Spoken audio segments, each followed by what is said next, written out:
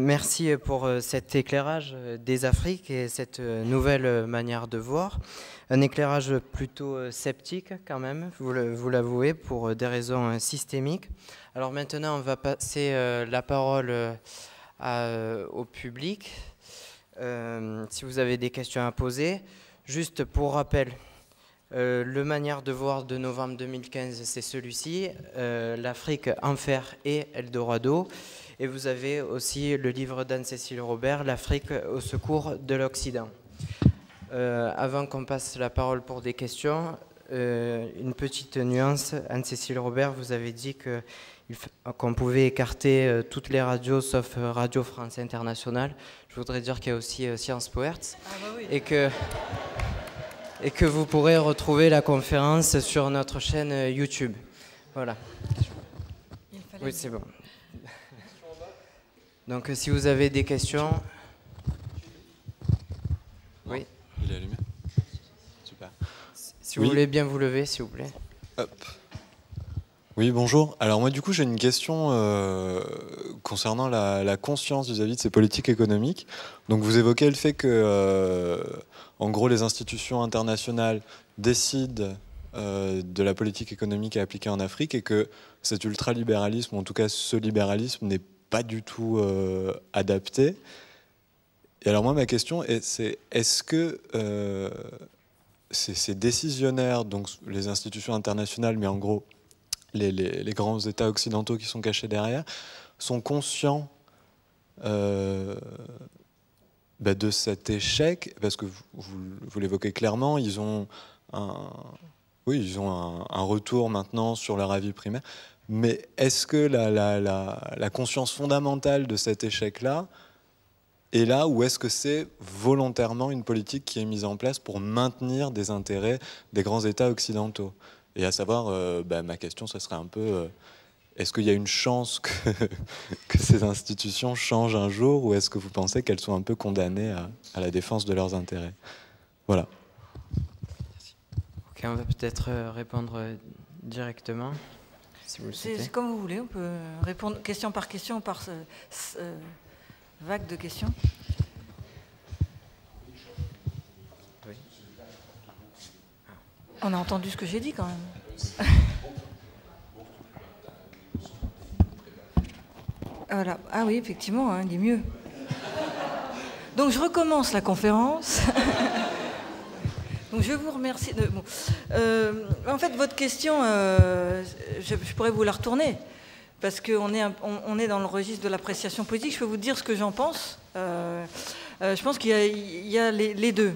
Il y a d'une part la volonté de la part de certains de maintenir un système dont ils profitent. Et clairement, vous avez en place dans beaucoup de pays africains des classes dirigeantes prévaricatrices qui, au lieu de, quand ils négocient un contrat minier, au lieu d'organiser un prélèvement pour la fiscalité de l'État, organisent qu'on appelle ça une commission, une rétrocommission de la corruption dans leur propre poche. Hein, donc, et puis nous, en Europe, et en France en particulier, on a quand même beaucoup d'intérêts économiques. On a de grosses entreprises françaises, Bouygues, Bolloré, France Télécom, Total. C'est pas les bisounours, hein, le continent africain. Hein. Et ils se plaignent d'ailleurs, les entreprises françaises, sans aucune pudeur, se plaignent auprès du gouvernement français de la concurrence déloyale des Chinois. Parce que franchement, c'est vilain, ces Chinois qui viennent chez nous, parce que l'Afrique, quand même, c'était chez nous. Et donc, on ne peut plus faire des affaires aussi bien qu'avant. Mais trêve de plaisanterie, il y a d'énormes intérêts en jeu. Et quand je suis fâchée, je ne le suis pas, là, je suis calme, mais j'ai tendance à dire, je vais vous dire calmement ce que je dis quand je suis fâchée, à considérer que la mondialisation libérale poursuit la colonisation par d'autres moyens.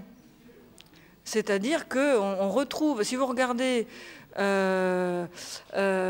n'hésitez pas à réagir, à me contredire, etc. Hein, si vous regardez une carte du continent africain, vous verrez que les zones de développement économique continuent, comme du temps de la colonisation, d'être sur les côtes. Que du temps de la colonisation ou de la traite des esclaves, évidemment, tout était sur les côtes, puisque ce qui intéressait, c'était d'exporter vers la métropole ou éventuellement pour le commerce transatlantique. eh bien le développement du continent africain, il reste encore très largement sur les côtes, parce qu'on continue d'être axé vers l'exportation et non pas sur le développement du marché intérieur. Alors, avec des différences, et si vous regardez l'Afrique australe, autour de l'Afrique du Sud, vous avez des poches de développement avec des autoroutes comme entre Vienne et Munich, par exemple. Mais globalement, vous verrez, il y a un gros trou au milieu de la carte où il n'y a pas de route, pas de rail, etc. Parce que le schéma reste tourné vers l'extérieur, donc vers des intérêts extérieurs. Mais il y a aussi un problème, n'hésitons pas, je continue à provoquer, parce que sinon on va s'endormir. Il y a une problématique d'aveuglement idéologique. Les institutions financières internationales, qui promeuvent donc les médicaments qui tuent, me font penser aux soviétiques les dernières années. Les soviétiques, à la fin, là, dans les années 70, on leur disait « mais vous voyez bien que ça ne marche pas, votre système, il y a la queue devant les magasins, etc. » Et les soviétiques répondaient, là, les Léonid Brejnev et autres, « mais c'est parce qu'on n'a pas été assez soviétique que ça ne marche pas. Il faut encore un effort dans le soviétique, encore un effort, camarades, et le paradis socialiste est à portée de main. » Eh bien, les institutions financières internationales font pareil en ce moment. Ils disent aux Africains, comme ils disent aussi aux Européens, parce qu'on s'applique à nous-mêmes maintenant les médicaments qui tuent, depuis Maastricht, autre débat, ils disent aux Africains, si ça ne marche pas, c'est parce que vous n'êtes pas assez libéraux, vous n'avez pas assez ouvert vos frontières, vous n'êtes pas assez libre-échangistes. Donc le même type d'aveuglement qui fait qu'au lieu de remettre en cause le médicament qui tue, on veut administrer une nouvelle dose. Donc il y a une forme, je pense, d'aveuglement idéologique. Et c'est pour ça que la possibilité de discuter comme on le fait aujourd'hui est extrêmement importante, parce qu'il faut déverrouiller ces choses qui sont dans les têtes quelque part. Il faut que je fasse des réponses plus courtes. Oui. Tenez, je me passe. Bon, il y a une question en haut. On va peut-être passer à... Enfin, on va faire plusieurs questions. Au moins, on sera sûr de répondre. Très bien. D'autant que les réponses ont tendance à être longues, autant les regrouper, n'est-ce pas? Merci beaucoup pour cette conférence lumineuse. La question que je voulais vous poser concerne les dynamiques internes au continent, c'est-à-dire cette classe moyenne qui est en train d'émerger et qui, espérons-le tous ensemble, serait porteuse de quelque chose. Ce que je voulais savoir, c'est que j'ai trouvé un peu paradoxal la manière dont vous présentez les freins, à savoir l'absence de cadre juridique propice aux affaires, etc., sachant que ces mêmes cadres sont les cadres qui accueillent toute la corruption, toute la politique du ventre qu'on peut dénoncer par ailleurs. La question véritable que j'ai envie de poser, d'après ce que vous avez vu dans le continent, aussi bien du côté anglophone, enfin anciennement anglophone, du côté francophone ou du côté lusophone, où est-ce qu'il y a des formes de transactions qui laissent penser qu'il y a véritablement la constitution de quelque chose pour à la fois propice aux affaires, mais également pour la consolidation de quelque chose qui serait propre à ces territoires, à ces continents, à ces dynamiques économiques qui seraient en phase. Parce qu'on sait très bien qu'il y a beaucoup de cadres juridiques qui n'existe que par le cadre. C'est un cadre externe, mais qui est vide de contenu et que les gens ne font pas vivre. Alors que là, dans le cadre de cette confrontation avec la nouvelle classe, les nouvelles classes moyennes qui émergent, il y aurait peut-être quelque chose qui nous raconterait une histoire nouvelle. Merci. Merci. Est-ce qu'en bas... Oui, j'avais deux questions. Une qui rapproche de celle qui vient d'être posée, ça concerne les élites intellectuelles qui se trouvent formés par l'Europe ou par les États-Unis, et une fois formés, restent dans ces pays et ne reviennent pas au pays. C'est une question, c'est une interrogation, mais ça peut poser la question de l'encadrement de l'Afrique. Puis mon deuxième point, c'est sur les interethnies, toutes les guerres qui peuvent exister, de quelle manière elles provoquent quelque chose, un recul de l'économie.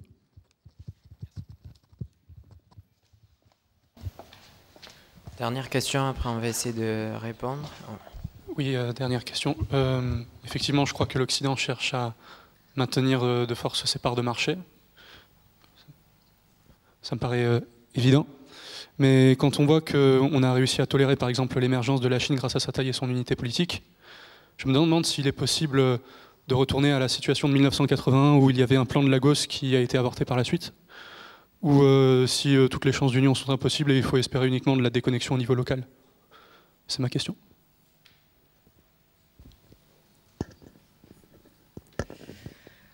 Bon, beaucoup de choses dans ces questions. J'ai essayé de pas trop, de répondre de manière concise. Je vous citais le cadre juridique parce que c'est assez typique d'outils dont souvent les jeunes chefs d'entreprise africains se plaignent. Ils trouvent qu'ils n'ont pas de relais juridique quand ils veulent créer leur entreprise, par exemple. C'est extrêmement compliqué pour eux. Mais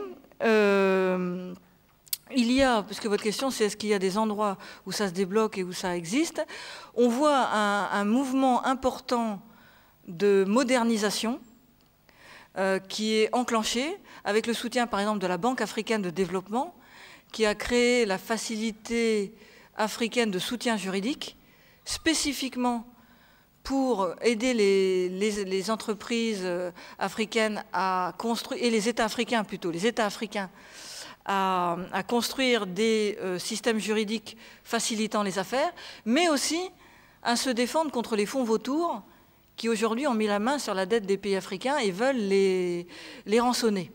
Donc il y a une prise de conscience des institutions africaines sur ce point. Après, et vous avez des situations différentes. Par exemple, en Afrique du Sud, vous avez un vrai capitalisme africain autonome qui se crée.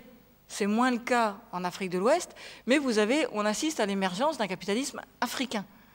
Donc, il y a des mouvements de ce genre qui se produisent. Le problème, c'est la capacité de ces mouvements à entraîner des dynamiques structurelles. C'est là qu'on est embuté et qu'on s'interroge. Par exemple, la difficulté à éradiquer la corruption.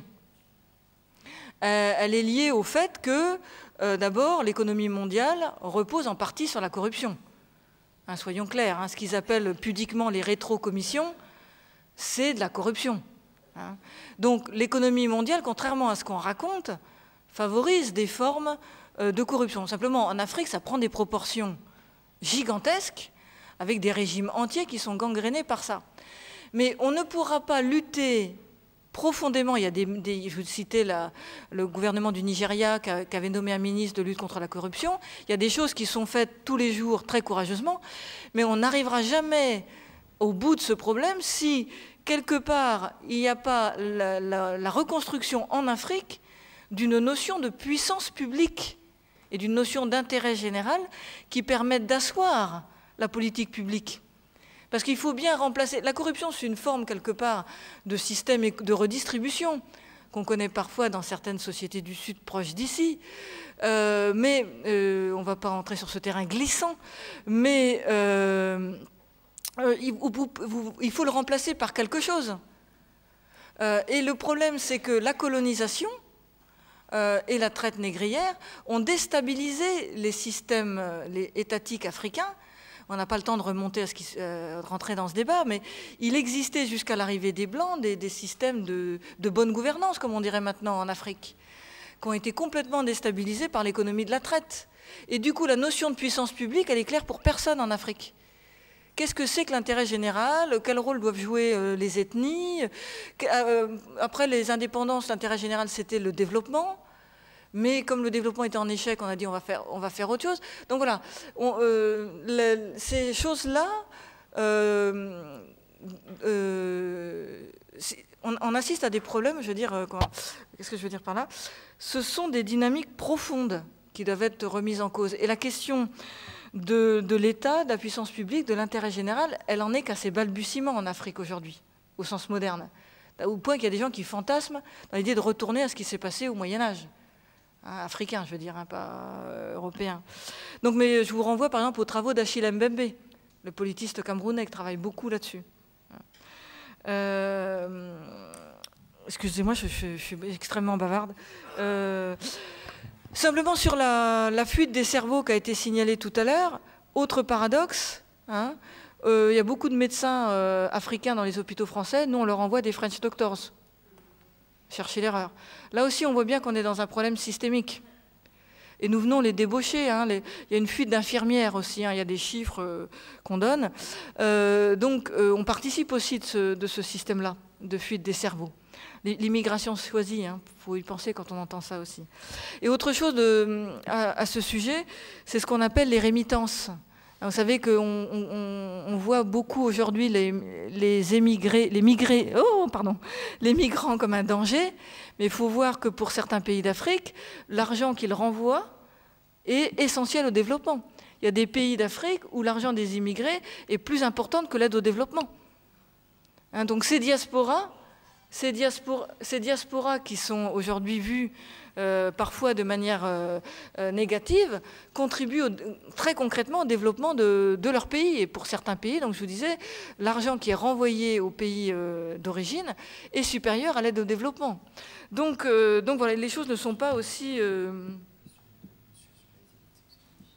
Monsieur a posé une question sur les élites. Oui, les élites qui ne reviennent pas. Ah oui, bon, ça c'est peut-être... S'il y a des Africains dans la salle, ils peuvent répondre. Mais c'est pour avoir discuté avec mes étudiants là, à Paris 8, c'est pas évident de rentrer. C'est pas évident de rentrer quand vous faites des études en France, que vous avez des perspectives, quand vous faites des études de médecine, des études de droit, les perspectives que vous avez en France, on sent comme une mesure, est-ce que vous avez dans votre pays? Donc il faut un certain courage pour rentrer. Il faut penser à ça aussi, dire quelque part... Il y a une part de sacrifice dans certains cas, pas toujours, parce qu'il y a quand même des perspectives aujourd'hui avec la renaissance des classes moyennes. Mais moi, je ne donnerai pas de leçon de morale là-dessus. En revanche, on est responsable du système qui fait qu'on va encourager ou non la fuite des cerveaux. Ça, on en est responsable.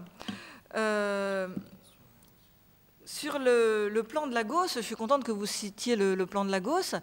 C'est un plan des économistes africains qui a été mis en place en 1980 et qui a été balayé par les institutions financières internationales dans le cadre de l'ajustement structurel. Et c'était précisément le plan de Lagos, donc le plan d'économistes africains pour le développement de l'Afrique qui reposait en partie sur le développement d'infrastructures, une politique industrielle et une forme d'interventionnisme et qui a été balayé par les institutions financières internationales.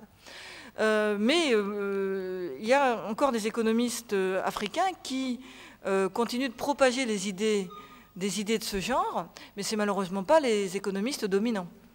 Aujourd'hui en Afrique, si vous voulez, quand vous vous présentez à une élection, par exemple, il vaut mieux être en accord avec la Banque mondiale, le Fonds monétaire international, qu'autre chose. Donc du coup, vous avez un cercle vicieux et donc vous faites appel à des économistes orthodoxes et non pas des économistes hétérodoxes.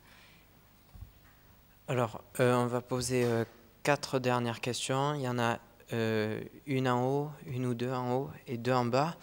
On doit rendre l'IEP à 20h. Donc peut-être qu'on ne pourra pas poser toutes les questions. Alors allez-y.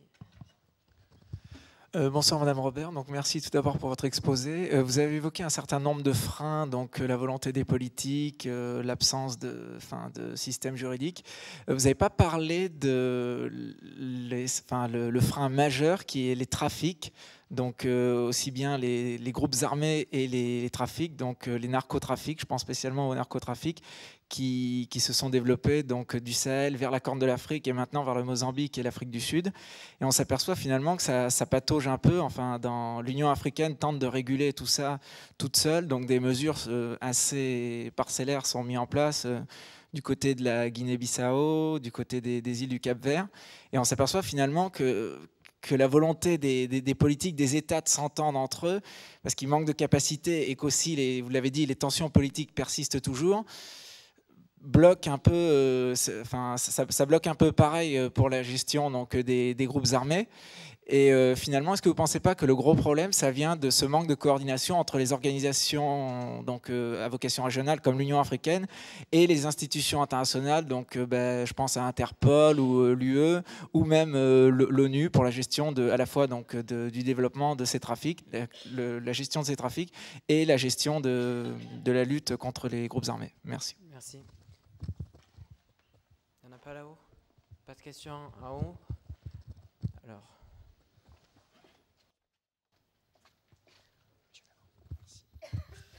Bonsoir et merci encore une fois pour votre intervention éclairante et dont je partage beaucoup d'analyses.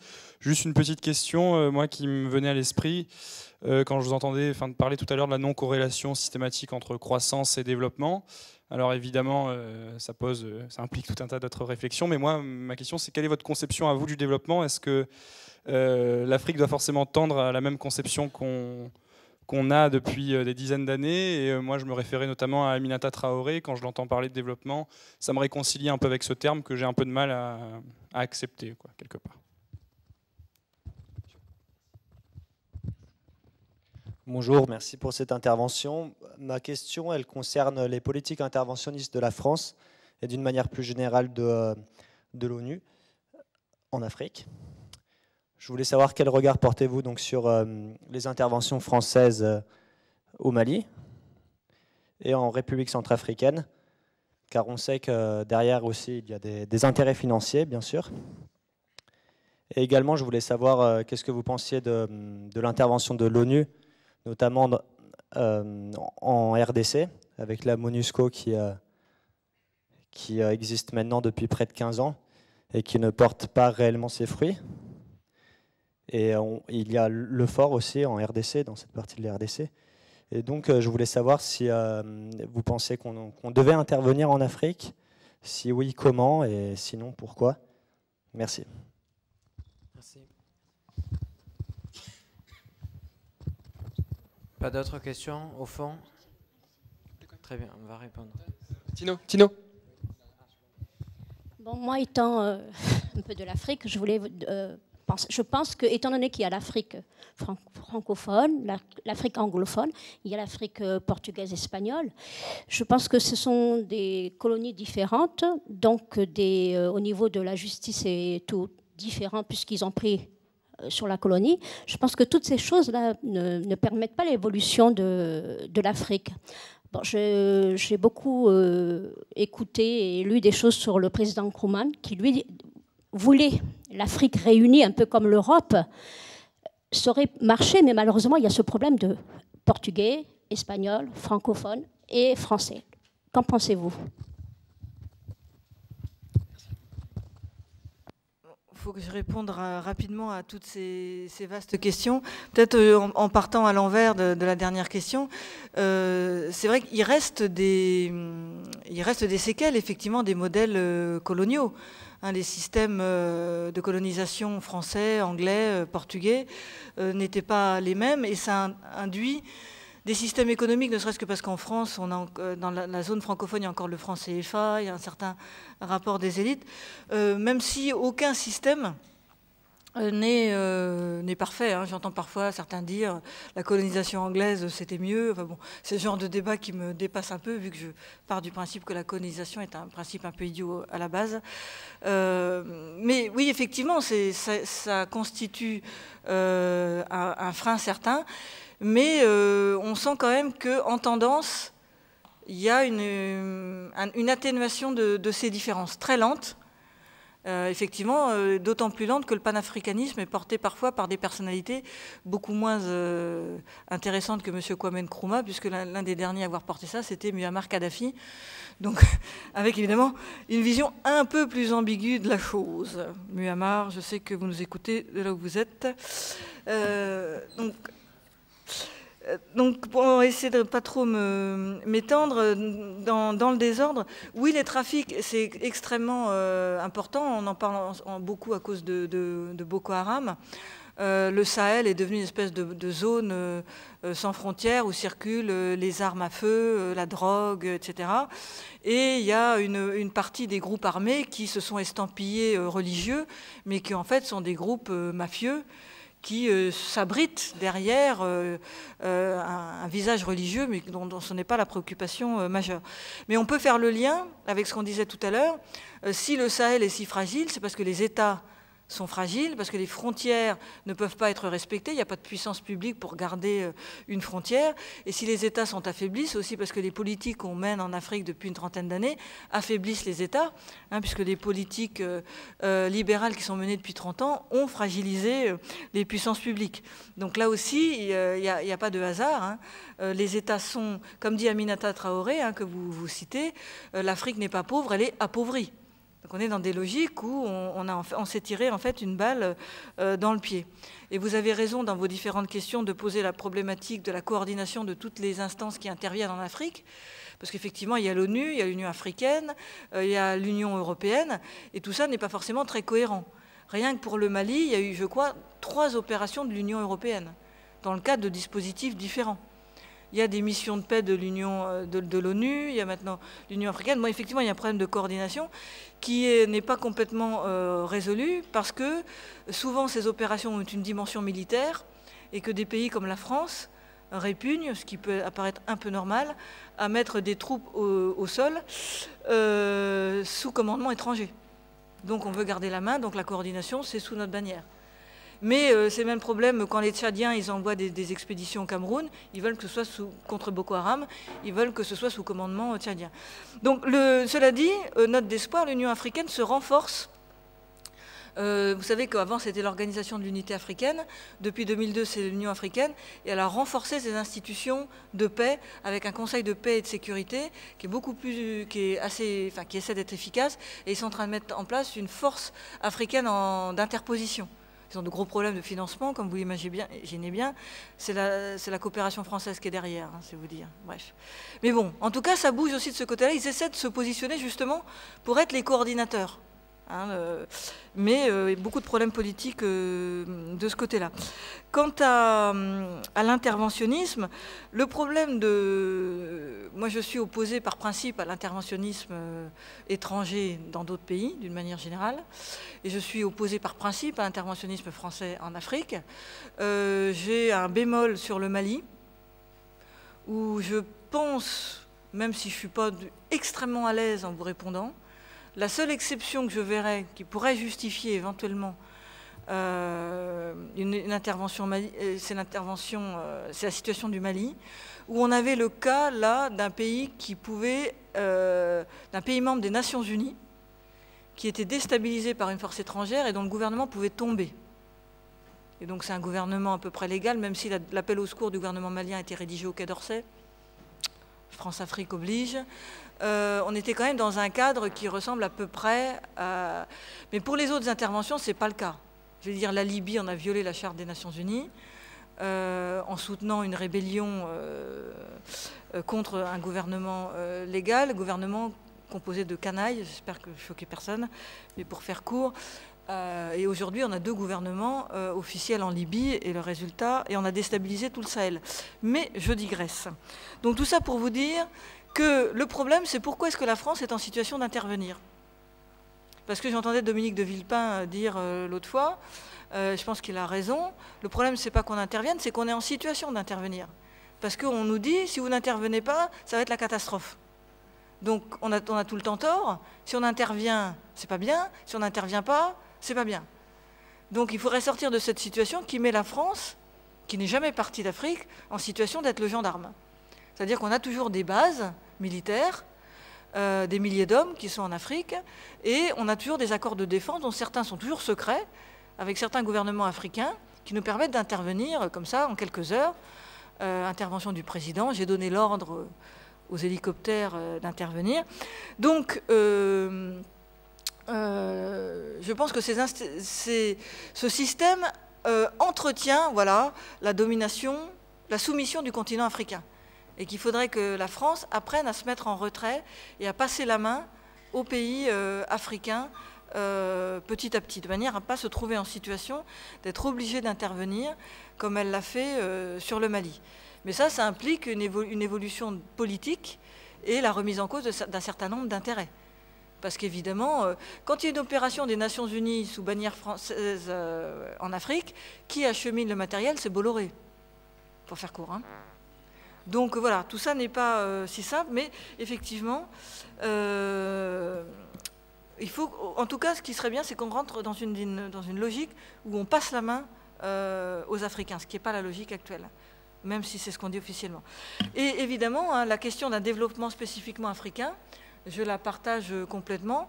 Dans mon petit livre « L'Afrique au secours de l'Occident », je développe non seulement l'idée que les recettes développementistes ne sont pas adaptées à l'Afrique, mais que l'Afrique pourrait puiser dans son histoire et dans ses pratiques sociales des modes d'organisation économique, et je n'ai pas dit à dessein développement, qui lui permettraient de sortir du marasme dans lequel elle est dans bien des cas. Il y a un débat sur la notion de développement. Aminata Traoré critique cette notion de développement. Elle est proche des mouvements décroissants de Serge Latouche. Je trouve que leur réflexion est très intéressante à ces mouvements qui critiquent la notion de croissance comme étant destructrice, inégalitaire, prédatrice, provoquant des guerres. Hein. Il y avait une question aussi sur les guerres. Et effectivement, peut-être que, contrairement à ce que pensait Stephen Smith, que je vous ai cité tout à l'heure, si les Africains n'arrivent pas à avoir l'essor économique qu'ils méritent, ce n'est pas parce qu'ils n'ont rien compris au capitalisme, c'est peut-être que le capitalisme n'est pas forcément adapté au continent africain. Et sur cette belle perspective, je m'arrêterai là. Merci.